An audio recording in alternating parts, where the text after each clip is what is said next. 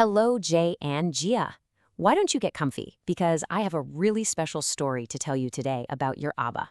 This story is about a time he was way, way out on the ocean, and he made a tiny magical friend. Let's start the adventure of Abba and the flying fish. Okay, I want you to picture this. Your Abba's on his big ship, the MT Mina, and it's sailing through the very quiet Arabian Sea. The moon looks just like a shiny silver coin in the dark, dark sky, and the only sound you can hear is the gentle whoosh of the waves. Abba's just leaning on the railing, thinking about you and your family, when all of a sudden, Plop! Something shiny just leaps out of the water and zips right through the air. Abba blinks his eyes. He's not sure he saw that right. Did he just see a fish flying? so he rushes over to the edge of the ship to get a better look. And you know what? There they were. Not just one, but hundreds of them, shooting right out of the waves.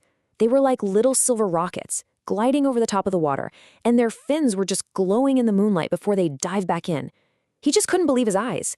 It was amazing. Well, a kind man named Mr. Das, who was standing nearby, saw Abba's amazed face and smiled.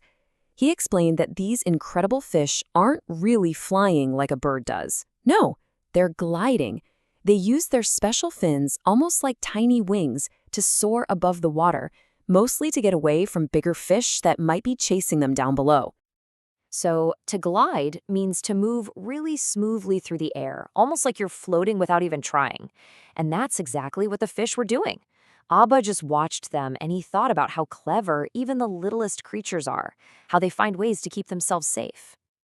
Well, that amazing night finally came to an end, and the next morning, the sun started to paint the sky and the sea with these beautiful shades of pink. As Abba was taking a walk on the deck, he heard a funny little sound near his feet, a soft little flap, flap, flap. He looked down, and oh my goodness, he saw a tiny flying fish. It must have glided just a little too high and landed right on the ship. Its beautiful blue fins were shimmering in the sun, but it looked really weak and so far away from its home in the ocean. Abba knew right away he had to help. So very, very gently, Abba scooped the little fish up into his hands. He could feel its cool, smooth skin, just like silk, and he whispered to it, "Don't worry, little one." He quickly found a bucket, filled it with fresh seawater, and carefully lowered the tiny traveler inside. And you know what? The fish flicked its tail and splashed a little water on Abba's face, almost like it was saying thank you. Abba decided he was going to take care of this little fish until it was strong enough to go home. He even gave it a very important name, one that would be perfect for a new member of the ship's crew. Abba named his new friend Cadet Finn. Isn't that a great name? He made sure the bucket was in a safe and steady place, he brought it fresh seawater to swim in, and he even fed it tiny, tiny bits of food. Abba was a wonderful helper, wasn't he? And with Abba's kind care, Cadet Finn got stronger every single day. In the evenings, Abba would bring a lantern close to the bucket, and the little fish would swim all around, its scales glowing softly in the light. It looked just like a little piece of the moon had come down to swim in his bucket. After 3 days, Abba could see that Cadet Finn was healthy and strong again. It was zipping and zooming all over that bucket. Abba smiled, but he also felt a tiny bit sad because he knew it was time for his friend to go back to the sea. He carried the bucket over to the railing, and the whole crew gathered around to watch. Abba whispered his goodbyes to the little fish, and he thanked it for the wonderful lesson it had taught him. Then, ever so gently, he tilted the bucket toward the big blue ocean. Whoosh! Cadet Finn shot right out of the bucket and into the air. It spread its fins wide, and they caught the sunlight just like a pair of silver wings. It soared up high, did a happy little flip in the air, and then splashed perfectly back into the water, and everyone on the ship clapped and cheered.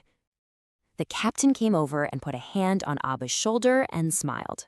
He told Abba that what he did was so important, because a good sailor, a good person, always, always looks after the sea and all the amazing creatures who call it home.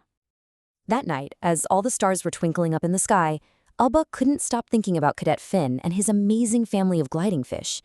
He realized he had learned something more than just how they fly.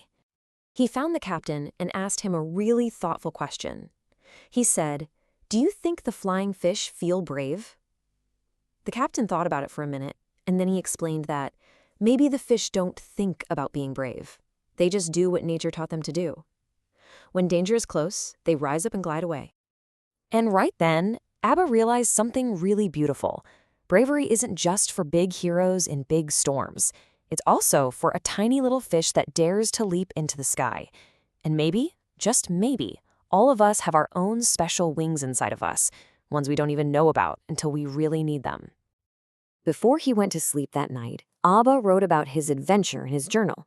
He wrote that his tiny friend couldn't speak any words, but it taught him all about courage. It taught him that when you're chased by something scary, you don't always have to hide.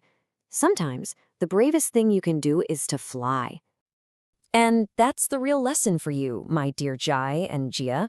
Whenever something feels too big or maybe a little scary, I want you to remember your Abba's friend, the flying fish. It didn't need giant wings or any magic powers. All it had was its own cleverness and a little bit of courage to take a leap. And sometimes, that little leap is all you need to soar.